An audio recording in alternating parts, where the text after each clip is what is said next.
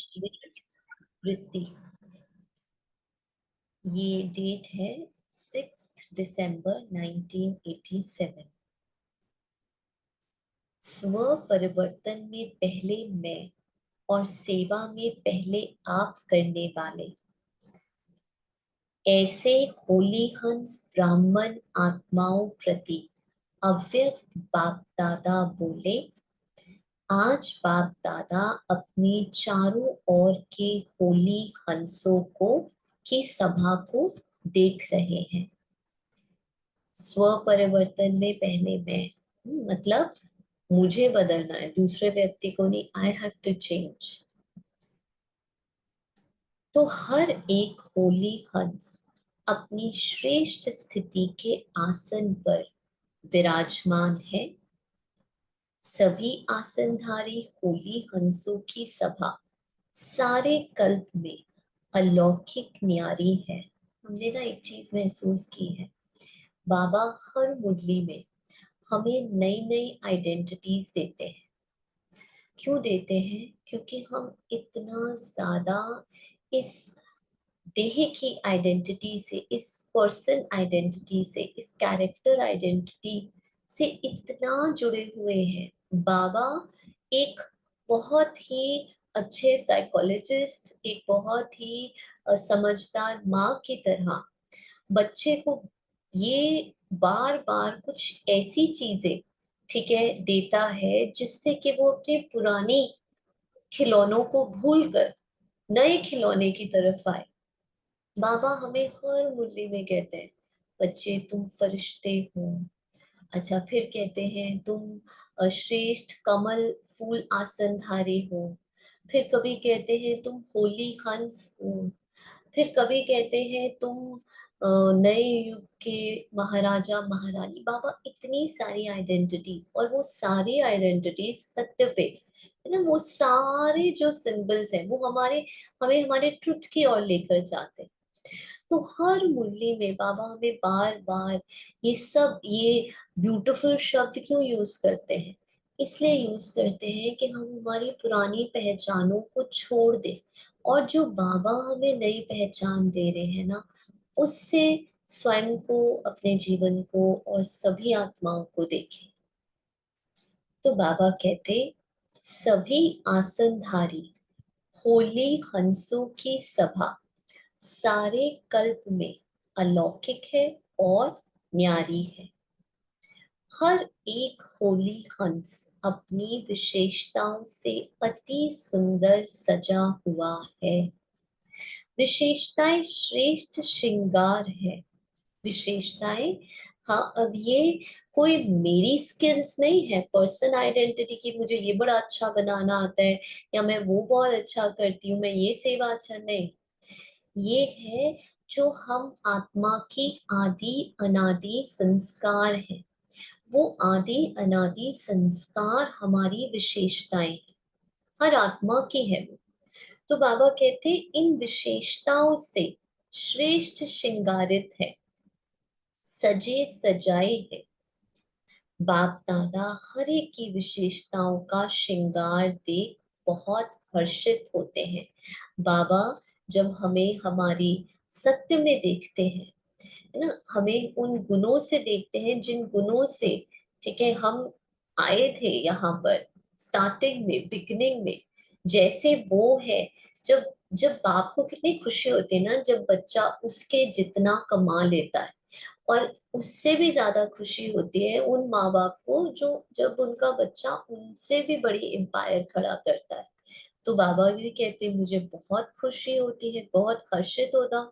क्यों? क्योंकि मेरे पास तो देह नहीं है, पर तुम्हारे पास देह होते हुए भी तुम इतने ज्यादा देह से न्यारे, और उन देह की विकारों से न्यारे हो। तो बाबा को बहुत हर्षित होते हैं। श्रृंगारे हुए तो सभी है, सभी आत्माएं श्रृंगार, क्योंकि सभी आत्मा के आदि अनादि संस्कार तो है। क्योंकि बाप दादा ने ब्राह्मण जन्म देते ही बचपन से ही विशेष आत्मा भव का वरदान दिया, ब्राह्मण बने। ठीक है, ये हम कभी नहीं कह सकते कि हम ब्राह्मण क्यों बने। है ना। हम कितना भी कोशिश कर ले अपनी जर्नी को रिफ्लेक्ट बैक करने के लिए, अच्छा इस निमित्त के कारण, अच्छा वो इंसिडेंट हुआ था मेरी लाइफ में, और उस एक्सपीरियंस के कारण मैं बाबा नहीं। मुझे ऐसे लगता है कई बारी मैं बहुत सारे बच्चों को देखती हूँ, यंग बच्चों को, अ, और बहुत ही ज्यादा इंटेलिजेंट भी है। जैसे हम ओआरसी गए थे ना, तो बैंगलोर के भाई बहन आए थे, आई थिंक नीतू जी भी थे तब। तो वहां से एक भाई, तरुण भाई, वो गूगल में जॉब करते हैं। तो मैं उनसे ऐसे पूछने लग गई। दिल्ली से उन्होंने ज्ञान लिया था, लेकिन अभी बैंगलोर, अब हैदराबाद मूव हो गए। तो मैंने उनसे पूछा कि आपको मतलब कैसे ब्राह्मण बने, क्योंकि होता क्या है, हम कितना भी ट्राई करें, पर कोर्स तो सबको बहुत अच्छा लगता है, लेकिन कोर्स से जो मूल्य का ट्रांसिशन है ना, वो, उसमें मैंने देखा है 90% लोग ड्रॉप आउट हो जाते हैं। ठीक है, 90% जैसे कॉलेज में जाते जाते ड्रॉप आउट हो जाता है ना, ऐसे यहाँ पे भी। तो मैं ऐसे ही सेवा के भाव से पूछ रही थी कि क्या ऐसा, ही सेड नथिंग दीदी, जस्ट नथिंग। इसे जब मैंने मुरली सुनना शुरू किया, मुझे ऐसा लगा बस मुझे मुरली इंटरेस्टिंग ही बहुत लगी। जबकि हम यहाँ पर ट्राई करते हैं कैसे बिगिनर्स के लिए मुरली इंटरेस्टिंग बनाए, कैसे। और जो ब्राह्मण जो वो होती है ना आत्मा के अंदर जो ऑलरेडी, क्योंकि कई बार ये ऐसे लगता है ना, जो एजुकेटेड लोग हैं, जो बड़े इंटेलेक्चुअल हैं, वो थोड़ा अलग ढंग से सोचते हैं। उनके सामने हम ये वर्ड बोले, ये कहें, ये ना कहें, बड़ा सोचते हैं हम लोग, कि ये नहीं, उनको वो लगेगा कि ये कैसे। लेकिन देखो, जिनको जो ब्राह्मण है, उनको वो चीजें टच, उनको कुछ भी अटपटा लगेगा ही नहीं। उनको वही चीजें ठीक लगेंगी, और उनको लगेगा यही अल्टीमेट ज्ञान है। इसलिए हम कह ही नहीं सकते कि हम किस बेसिस पे, है ना। हमें हम ब्राह्मणों को उंगली सुनते ही ऐसे लगेगा, अरे वाह, this is what I was looking for, this was the knowledge. तो ये बाबा कहते हैं कि ब्राह्मण बनते ही उन आत्माओं का ऑटोमेटिकली ब्राह्मण कल्चर अपना हाँ, बिल्कुल इतना फेमिलियर लगता है, ऐसे लगता है अरे this is where I belong to, बिल्कुल एब्सोल्युटली। तो ये हमारे पिछले जन्मों का, ठीक है, जो हमारा कहते हैं ना, अरे इस आत्मा को मिलते ही मुझे ऐसी स्ट्रॉन्ग टचिंग हुई, ऐसा लगा जैसे मैं इस आत्मा को पता नहीं कितने जन्मों से जानती हूँ। ऐसा कितनी बारी होता है। सेम हम आत्माओं का परमात्मा के साथ भी, ठीक है, और सिर्फ परमात्मा के साथ नहीं, ब्रह्मा बाबा के साथ भी, ठीक है, जो कृष्ण बनने वाली, उनके साथ भी, क्योंकि ये है तो उन्हीं निमित्त तो वो है ना। अगर हम इस साकार दुनिया को देखें, तो उनके साथ भी हम सबका एक बहुत गहरा कार्मिक अकाउंट है। ठीक है, कि हमें ये सब चीजें बहुत ज्यादा अपनी लगी। और उस आधार पे, जैसे बाबा कहते हैं ना, तुम मेरे बनते ही तुमने क्या कहा, मेरा बाबा, अपनापन फील हुआ। और उस आधार पर हमें ये वरदान मिला, विशेष आत्मा भव, नंबर वार होते भी लास्ट नंबर भी विशेष आत्मा है। ब्राह्मण जीवन में आना अर्थात विशेष आत्मा में आ ही गए। ब्राह्मण परिवार में चाहे लास्ट नंबर हो, लेकिन विश्व की अनेक आत्माओं के अंतर में वे भी विशेष गाए जाते। इसलिए कोटों में कोई और कोई में भी कोई गाया हुआ है। तो ब्राह्मणों की सभा अर्थात विशेष आत्माओं की सभा। आज बाप दादा देख रहे थे कि विशेषताओं का श्रृंगार बाप ने तो सभी को समान एक जैसा ही कराया है, लेकिन कोई उस श्रृंगार को धारण कर समय प्रमाण कार्य में लगाते हैं, और कोई का और कोई वे तो धारण नहीं कर सकते, वे कोई समय प्रमाण कार्य में नहीं लगा सकते। जैसे आजकल की रॉयल फैमिली वाले समय प्रमाण श्रृंगार करते हैं तो कितना अच्छा लगता है। जैसा समय वैसा श्रृंगार, इसको कहा जाता है नॉलेजफुल। आजकल श्रृंगार के अलग अलग सेट रखते हैं। तो बाप दादा ने अनेक विशेषताओं के, अनेक श्रेष्ठ गुणों के कितने वैरायटी सेट दिए हैं। चाहे कितना भी अमूल्य श्रृंगार हो, लेकिन समय प्रमाण अगर नहीं हो तो क्या लगेगा। आपके पास बहुत धन हो लेकिन समय पर वो यूज ही ना है तो उस धन का क्या फायदा। ऐसी विशेषताओं के, गुणों के, शक्तियों के, ज्ञान के, रत्नों के अनेक श्रृंगार बाप ने सभी को दिए हैं, लेकिन नंबर बन जाते हैं समय पर कार्य में लगाने के कारण। नंबर बार कहलाते हैं। बात तो है जब मुझे गुस्सा आया हुआ है, बात तो है जो परिस्थिति है उस समय, ठीक है, जब मेरा बिल्कुल यू नो एक्सपेक्टेड बिहेवियर है that I have to retaliate, ये मेरा एक्सपेक्टेड बिहेवियर, लेकिन उस समय हम उसको एक्सपेक्टेड बिहेवियर के पुल में ना आकर हम अपने इन शक्तियों को, इन गुणों को यूज करते हैं। ये होगा, बाबा कहते, इस बेसिस पर आप लोग नंबरवार हो जाते हो। कईयों को उसके बाद याद आता है, कईयों को उसके बाद भी याद नहीं आता है। ठीक है, तो ये सब चीजें फिर नंबरवार होती है। बल ये सब श्रृंगार है है भी, लेकिन हर एक विशेषता व गुण का महत्व समय पर होता है। होते हुए भी समय पर कार्य में नहीं लगाते तो अमूल्य होते हुए भी उसका मूल्य नहीं होता। जिस समय जो विशेषता धारण करने का कार्य है, उसी विशेषता का ही मूल्य है। जैसे हंस कंकड़ और रतन दोनों को परख अलग अलग कर रतन धारण करता है, कंकड़ को छोड़ देता है, बाकी रतन मोती धारण करता है। ऐसे होली हंस अर्थात समय प्रमाण विशेषता व गुण को परख कर वही समय पर यूज करो। इसको कहते हैं परखने की शक्ति, निर्णय करने की शक्ति वाला होली हंस। तो परखना और निर्णय करना, यही दोनों शक्तियां नंबर आगे ले जाती हैं। जब ये दोनों शक्तियां धारण हो जाती, तब समय प्रमाण उसी विशेषता से कार्य ले सकते हैं। तो हर एक होली हंस अपनी इन दोनों शक्तियों को चेक करो, परखना और निर्णय करना।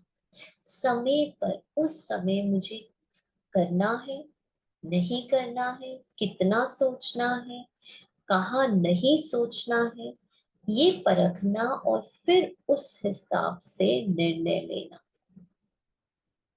ठीक है, एक मिनट दीजिए।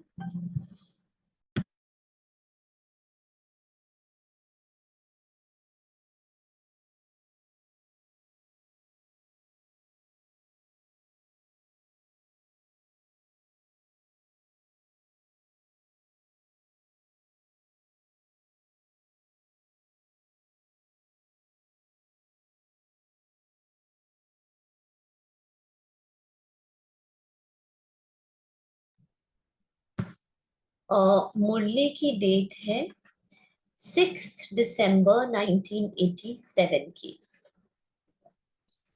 तो ये दो शक्तियां बाबा कहते अपने में धारण करो।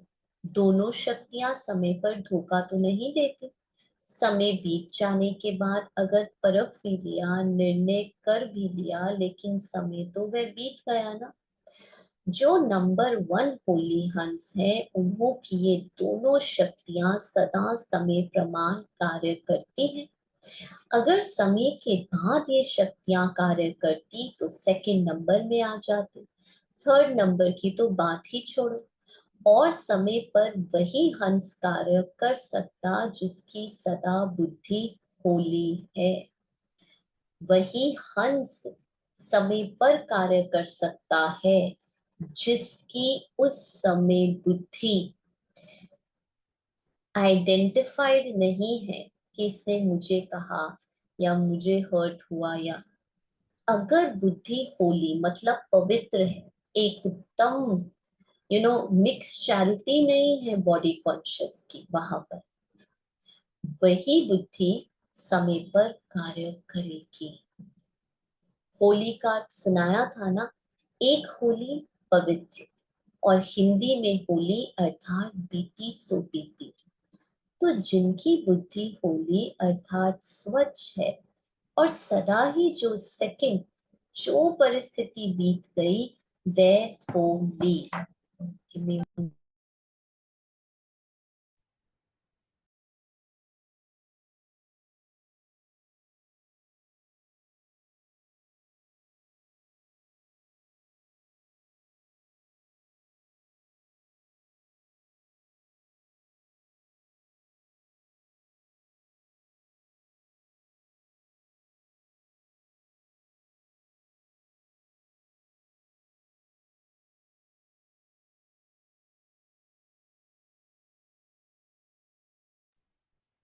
एक्चुअली कल आप सबको पता होगा, जो सेंटर रेगुलर जाते हैं, कल मम्मा डे है ना, तो उसकी प्रेपरेशन साथ साथ चल रही है कल भोग की।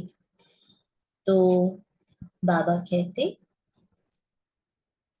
होली अर्थात पवित्र, और दूसरा अर्थ है होली अर्थात बीती सो बीती।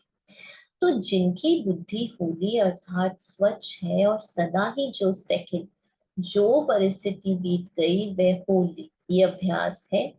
ऐसी बुद्धि वाले सदा होली अर्थात रूहानी रंग में रंगे हुए रहते हैं, सदा ही बाप के संग के रंग में रंगे हुए हैं। तो एक ही होली शब्द तीन रूप से यूज होता है, जिसमें ये तीनों ही अर्थ की विशेषताएं हैं। अर्थात जिन हंसों को ये विधि आती है वे हर समय सिद्धि को प्राप्त कर सकते हैं। क्या विधि आती है? बाबा कहते जिनकी बुद्धि स्वच्छ है, और सदा जो सेकंड जो परिस्थिति बीत गई होली वो खत्म, ये जिनका अभ्यास है, क्योंकि खत्म हो गई वो परिस्थिति, अब मेरे जहन में है ही नहीं, तो मेरी बुद्धि बिल्कुल क्लीन है, स्वच्छ है। ऐसी बुद्धि वाले सदा होली अर्थात उस एक के रूहानी रंग में रंगे, सदा बाप के संग में। तो एक ही होली शब्द तीन रूप में यूज होती, जिसमें ये तीनों ही अर्थ है, वो समय पर सिद्धि को यूज कर सकते हैं। सिंपल सी बात है, बस ये है कि जो समय बीता वो बीत गया, हो गया, किसी के साथ कुछ भी हुआ। हम सबसे ज्यादा बड़ी बीमारी कलयुग में पता है क्या है? टू कैरी द बर्डन, जिम्मेवारियां, चिंताएं, ठीक है, हाय क्या होगा, वरी, ये सबसे बड़ी बीमारी है। और हम उनको मेडिटेशन करवाते हैं ना, तो वो लोग क्या कहते हैं कि दीदी जब हम यहाँ होते हैं मेडिटेशन करते हैं ना तो हमें बहुत अच्छा लगता है, हम सब भूल जाते हैं। लेकिन घर में हम भूल ही नहीं पाते, वही थॉट बार बार आती है। इसलिए हमें ये अभ्यास बार बार बार बार करना है। हमें लेट गो कर, हमें ना, जब डेली रूटीन में कोई परिस्थिति नहीं है तब भी आप ये अभ्यास करो। एक सेकंड पहले जो बीत गई ना उसका चिंतन, आपने अभी क्लास से पहले, लेट से आप किसी फोन कॉल पे थे, आप अपने फ्रेंड से या अपने रिलेटिव से बात कर रहे थे। हाँ, हो सकता है 15-20 मिनट बात की, उसने कुछ आपको कुछ चीजें बताई। अब आप यहाँ पर हो, कानों से आप ये क्लास सुन रहे हो, लेकिन चेक करो, अभी भी वो जो आधे घंटे पहले फोन कॉल हुआ था वो ही चिंतन चल रहा है।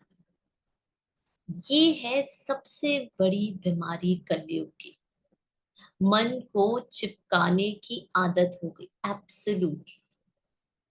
और फिर क्या होता है, फिर जब चिंता आती है, फिर हम कहते हैं ये संकल्प जा क्यों नहीं रहा है, ये खत्म क्यों नहीं हो रहा, मुझे इसके बारे में नहीं सोचना, मुझे कैसे होगा जब अभ्यास ही नहीं, जब प्रैक्टिस ही नहीं।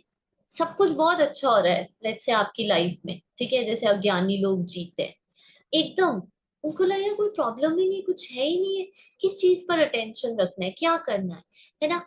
उनको इतना ही नहीं अवेयरनेस, उनको लग रहा है वो बहुत मौज में, बड़े हल्के बड़े, उनको अवेयरनेस ही नहीं है कि उनके पीछे बैकग्राउंड पे ऑल द टाइम जो मन है ना, वो विनाशी चीजों की प्राप्तियों का रस भोग रहा है, उन सब चीजों का चिंतन करके। उनको लग रहा है कि वो तो कोई किसी चीज से अटैच नहीं है, कुछ नहीं, लेकिन वो इतना सूक्ष्म है, वो देह भान, वो पर्सन आइडेंटिटी। कल मुझे मेरे अकाउंट में 1 लाख आया था, और आज भी उसका रस मन ले रहा है। अब जब ये विनाशी चीजें जाएंगी, तो आप कहते हो मेरा मन टिकता नहीं, मेरा मन योग में नहीं लगता, मुरली टाइम नींद आती है, कैसे होगा, पॉसिबल ही नहीं है। बट ये ऐसा लगता है आफ्टर ज्ञान ज्यादा वेस्ट थॉट्स आते हैं, आते नहीं, लगता क्यों है, क्योंकि अब आप अवेयर हो गए हो, अब आप उनको देखने लग रहे हो। पहले भी आते थे, और पहले पता नहीं क्या क्या आते थे, लेकिन अब हम जागृत हो गए हैं उसके प्रति। We become you know attention. इसीलिए तो बाबा क्या कहते हैं कि अज्ञानियों के लिए माया है ही नहीं, क्योंकि वो आइडेंटिटी, उनको ये लगता ही नहीं है वेस्ट है, उनको ये लग ही नहीं रहा कि वो उन चीजों को भोग रहे हैं। और फिर जब कोई परिस्थिति आती है तो दो तरह के लोग होते हैं, या तो एकदम दुख ही परेशान होने वाले, या रेजिस्टेंट क्रिएट करने के वाले, उसके प्रति हम लड़ेंगे, उस दोनों ही गलत है। इसलिए ये ज्ञान, इसलिए बाबा कहते हैं तुम कोटों में कोई, कोई में भी कोई, इसलिए बाबा कहते हैं आखिरी बच्चे ने भी ना, जिसने मुझे पहचान लिया, ठीक है, वो बाकी सब आत्माओं से, चाहे वो कितने भी इंटेलेक्चुअल क्यों ना हो, संसार के ढंग से कितने भी समझदार क्यों ना हो, लेकिन बाबा के लिए है ना, वो वो एंड दैट इज ट्रू ना। अब वो किसी चीज में समझ, लेट्स से मैं किसी चीज में बहुत इंटेलिजेंट हूँ, लेट्स से मैं अपने ऑफिस में one of the best employees हूँ, सारी प्रेजेंटेशन बेस्ट करती हूँ, अब मेरे बुद्धि में हर वक्त क्या घूमेगा, प्रेजेंटेशंस ऑल द टाइम, मुझे और बेस्ट प्रेजेंटेशंस कैसे बनानी है। क्यों? क्योंकि प्राप्ति हो रही है ना वहां से, कॉन्टिन्यूस प्राप्ति हो रही है। घर में लेट्स से बहुत अच्छा रिश्ता है, मेरे बच्चे मुझे बहुत प्यार करते हैं, इतनी रिस्पेक्ट करते हैं, इतना सम्मान, तो मेरा हर वक्त मैं कौन सा सुख ले रही हूँ, बाबा का सुख ले रही हूँ कि बच्चों का सुख ले रही हूँ? ये है डिफरेंस।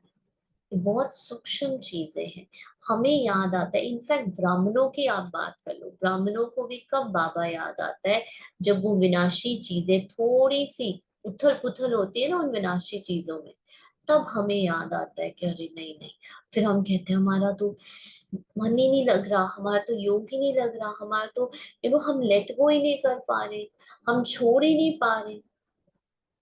कि जब भी मैं सिचुएशन के ऑपोजिट संकल्प करती हूँ तो ऐसा लगता है कि मैं झूठ बोल रही हूँ अपने आप से, तो क्या करूँ? Again see the thing is that हमें सिचुएशन के ऑपोजिट नहीं करना है। फॉर एग्जाम्पल, बाहर गर्मी है, मैं कहूँ नहीं बाहर तो बहुत सुनहरा मौसम है, बड़ी अच्छी हवा चल रही है, बड़ी तेज बारिश हो रही है, तो वो झूठी है, तो वो मन कैसे एक्सेप्ट करेगा? लेकिन मन को सत्य बताओ, बाहर धूप है, लेकिन मैं आत्मा शांत स्वरूप हूँ, मेरी शांति उस धूप से इफेक्टेड नहीं हो रही है। क्यों नहीं हो रही है? और लेट से अगर इफेक्ट हो भी रहा है तो वो मन इफेक्ट हो रहा है, पुराना मन, पुराने संस्कार। अब ये मेरे ऊपर है, क्या मुझे पुराने मन की कहानियों को सच समझकर उसका रोना रोना है, या मुझे जो बाबा ज्ञान दे रहे हैं उस सत्य को अपनाकर उससे आइडेंटिटी बनानी है। पहले पहले हो सकता है लगे कि अरे ये तो झूठ है, तुम तो बहुत इफेक्ट हो रही हो, तुम्हें तो गुस्सा भी आ रहा है, तुम्हें तो नहीं। मुझे बाबा ने क्या कहा है, बच्चे ये तुम्हारे आदि अनादि संस्कार है, ये तुम्हारा नेचुरल स्वरूप है। अब मुझे बाबा के इन शब्दों को अपनी पहचान बनानी है, या जो मेरे पुराना मन, मेरा पुराने संस्कार कह रहे हैं कि नहीं तुम्हें तो बहुत गुस्सा आ रहा है, you been insulted, rejected, you are sad, या मुझे उन सब बातों से अपनी पहचान बनानी है। हाँ जी राघव ब्रदर। ओम शांति दीदी। दीदी ये ओम तो हो गया ना शांति। Unfavourable situation. ये जैसे सिस्टर ने थोड़ा सा पूछा कि पास अनफेवरेबल लेकर आना माइक को। कि अभी ओके। हाँ जी। हाँ, ये तो जैसे सुमन दीदी ने पूछा कि अनफेवरेबल सिचुएशंस जो हमारे ऑपोजिट है माइंड के। अब कई बार होता है फेवरेबल सिचुएशंस तो माइंड के फेवरेबल होती है, उससे मन खुशी भोगने लगता है। तो उस समय ज्यादा चिपकता है मन। देखा है कि उस समय चेकिंग करना भी थोड़ा सा डिफिकल्ट रहता है कि मान लो कि मेरे अकॉर्डिंग कोई काम हो गया, अच्छा हो गया, किसी से कुछ पैसे नहीं मिल रहे थे, वो पैसे मिल गए, तो मन वहां पे चिपकने लगता है, खुश होने लगता है कि मेरे को पैसे मिल गए। तो वहां पे थोड़ी डीप चेकिंग करते हैं तो पता लगता है कि वहां पे खुशी दे रहा है वहां से मन। तो वहां पर भी यही है ना कि मतलब ये देखना कि मेरी खुशी तो इससे भी पहले थी, चाहे वो पैसा मिले या ना मिले, बट मेरी खुशी तो इससे भी पहले है, फेवरेबल सिचुएशन चाहे हो या ना यस बिल्कुल। लेकिन हमें विश्वास किसका होता है, वो जो खुशी की सेंसेशंस पैसा लेकर, वो हो। जो राइट। रिश्तों में एकदम से वो जो सेंसेशंस, वो जो खुशी, हमें लगता है ये रियल है। और हमें बाबा के राइट। शब्द क्या है, सिर्फ और सिर्फ ज्ञान लगता है हमें। यू नो यही पुरुषार्थ है, यही अटेंशन है। वो सेंसेशंस, वो चीजें इतनी टेम्पररी है। आप देख लो आपका मन, इट्स लाइक फैंसी चीजें, लेट्स से आप उसको देख भी लो, ठीक है, वहां जाकर उनको अपना कर, या तो उन चीजों के बाद आपका मन खुश रहे, संतुष्ट रहे, रहता ही नहीं है, उसके बाद राइट। फिर से वो अपने आदि अनादि संस्कारों की तरफ भागता है। उसको आप राइट। कितना भी अलिंग। पैसा दे दो, कितने भी सुंदर संबंध दे दो, कितना भी धन संपत्ति, कुछ भी, आप देखोगे वो बेचैन है, मन चैन में नहीं है। उसको लगता है यार अब इसको और क्या चाहिए, उसको कुछ चाहिए नहीं, उसको अपने सत्य में होना है। लेकिन हमें वो जो टेम्पररी सेंसेशन, ये जो हम गिव अप करने की बड़ी आदत है ना, कि यार इसको ये खिलाओ, इसका इतना मन कर रहा है, इसको ये खिलाओ। मन, जिसका मन देखो जितना वीक होगा ना, वो उतना ज्यादा आपको ये रियल फील करवाएगा कि ये तो मुझे जरूरत है, मुझे तो यही खाना चाहिए, मुझे तो यही चीज चाहिए, इसके बिना तो मेरा गुजारा ही नहीं, वो आपको ऐसे फील कराएगा। जितना, एब्सोल्युटली। इसीलिए मैंने पहले कहा कि जब कोई सिचुएशन नहीं है तब आपकी क्या स्थिति है, तब आप चलते फिरते कितना टेंशन रख पा रहे हो। या उस समय भी नॉर्मल सी फोन कॉल बात हुई, अब इसके बाद हो सकता है आप में से आधे लोग खाना बनाए, और खाना बनाते समय आपको आपको लगेगा मैंने तो कोई व्यर्थ संकल्प नहीं क्रिएट किया, बट एक्चुअली में आपको, आपने अटेंशन नहीं रखा। व्यर्थ संकल्प तो हो रहे थे, लेकिन आपका अटेंशन नहीं रहा। ये जो जो यू नो जो बीता एक सेकंड पहले, बाबा सिर्फ परिस्थितियों नहीं, एक सेकंड बाद जो बीता वो वही खत्म, उसका चिंतन वही खत्म। बस हमें एक के संग में रहना है, वो है बाबा, ज्ञान के संग में। ये अटेंशन हमें बढ़ाना है। हाँ, कि हमारी बुद्धि पूरे दिन में कहाँ कहाँ भाग रही है, और भागती है।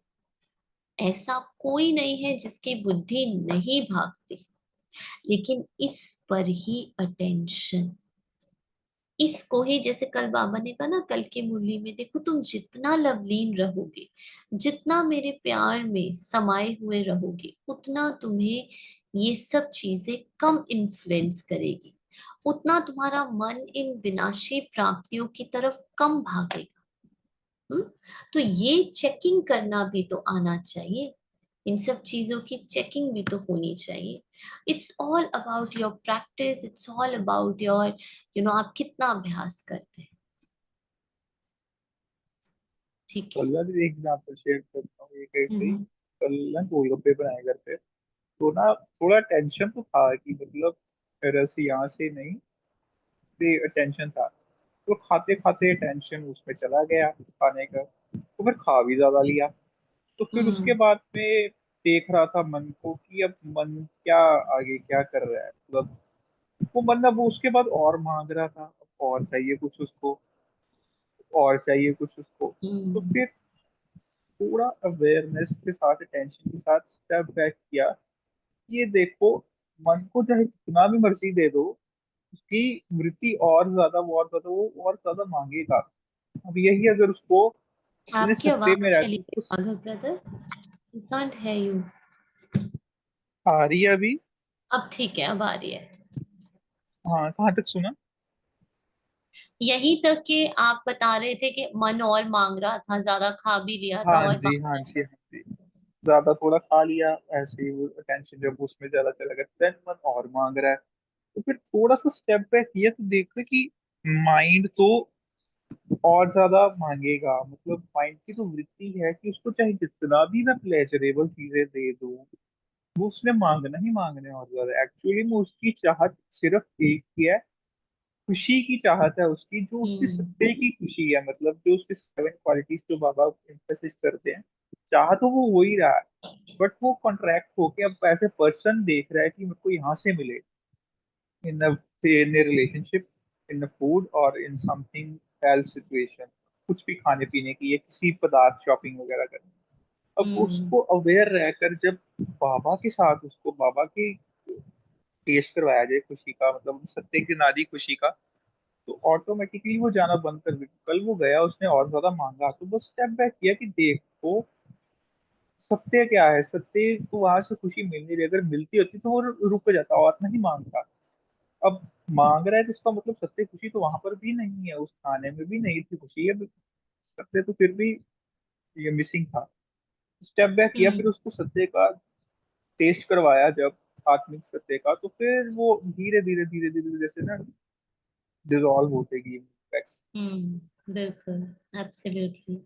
एंड हमने ये देखा है कि जितना हम, आज जैसे हमारी मॉर्निंग क्लास में डिस्कस हो रहा था कि जब भूख लगती है ना, जब रियल भूख लगती है, तो आपको कुछ भी दे दो, आपको टेस्ट का कोई फर्क नहीं पड़ता।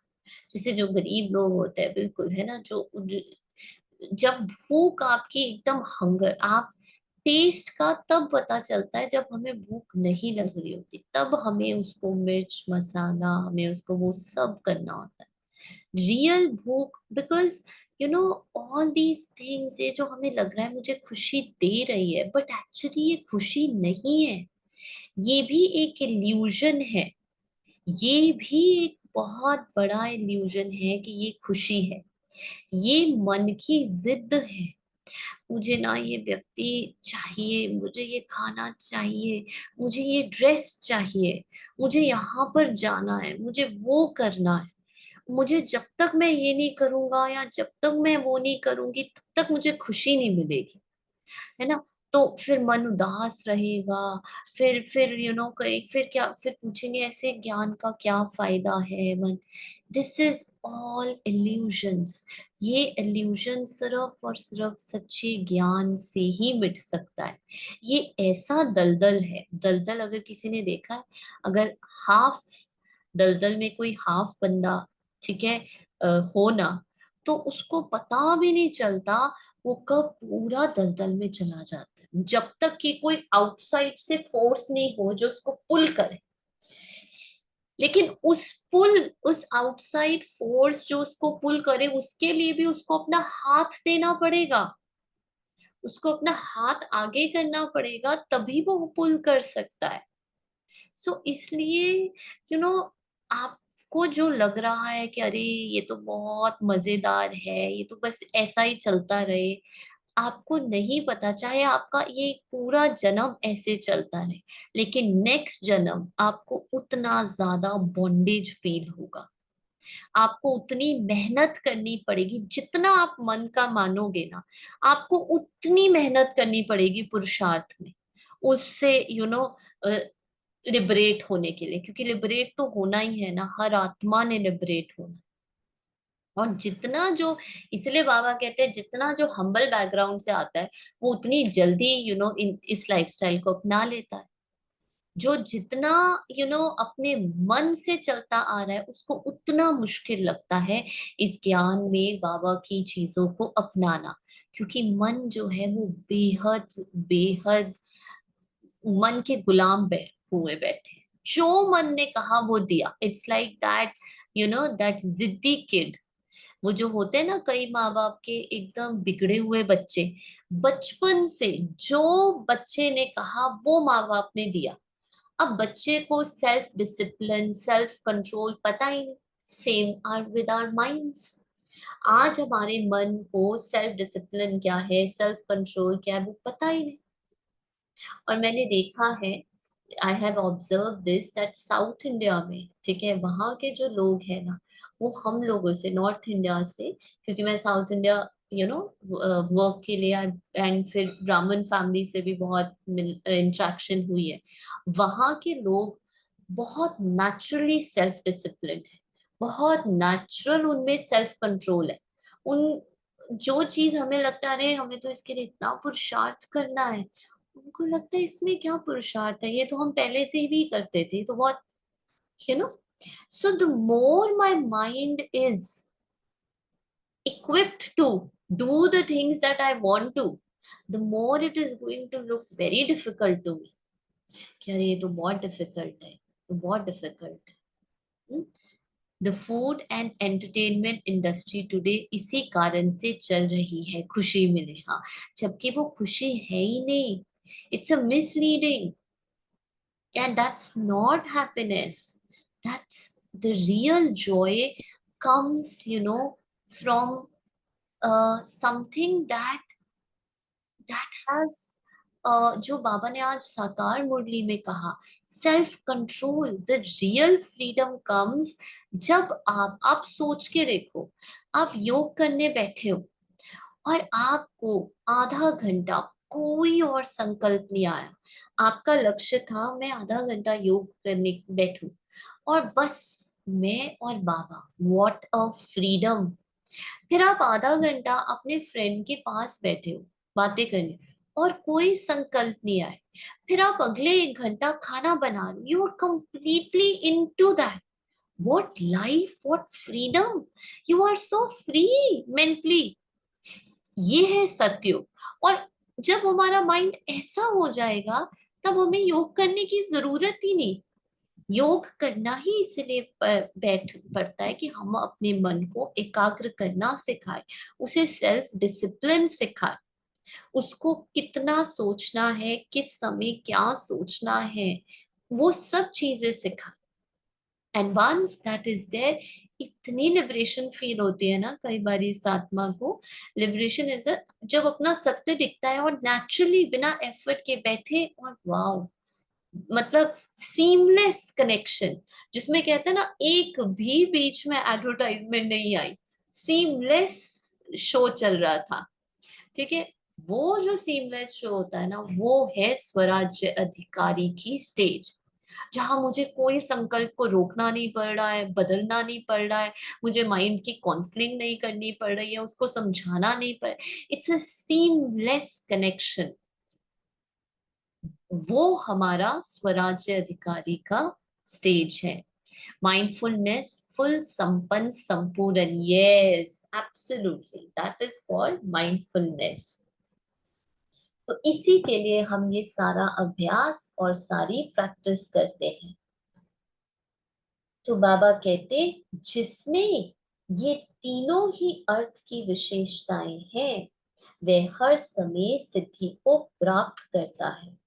जो आज बाप दादा होली हंसों की सभा में सभी होली हंसों की ये विशेषता देख रहे हैं, चाहे स्थूल कार्य अथवा रूहानी कार्य हो, लेकिन दोनों में सफलता का आधार परखने और निर्णय करने की शक्ति है। कितनी जल्दी परखा। मैं योग में बैठी हूँ, कितना टाइम तो लग जाता है, हम परख ही नहीं पाते, व्यर्थ चलता है। आफ्टर 5 मिनट्स 10 मिनट्स याद आता है, अरे मैं तो बाबा को याद करने बैठी थी, ये क्या सोच रही हूँ। परखना, और परखते ही फिर निर्णय करना कि अब मुझे क्या करना है। इसके आधार पर सफलता है, चाहे स्थूल में चाहे सूक्ष्म में। किसी के भी संपर्क में आते हो, जब तक उसके भाव और भावना को परख नहीं सकते और परखने के बाद यथार्थ निर्णय नहीं कर पाते, तो दोनों कार्यों में सफलता नहीं प्राप्त होती, चाहे व्यक्ति हो व परिस्थिति हो। क्योंकि व्यक्तियों के संबंध में भी आना पड़ता है और परिस्थितियों को भी पार करना पड़ता है। या तो आप सोचो, मुझे ना, ऐसा कोई हो सकता है जिसको कोई परिस्थिति ना आए, या जिसको कोई व्यक्ति या कोई संबंध में मुश्किल ना आए? हो ही नहीं सकता।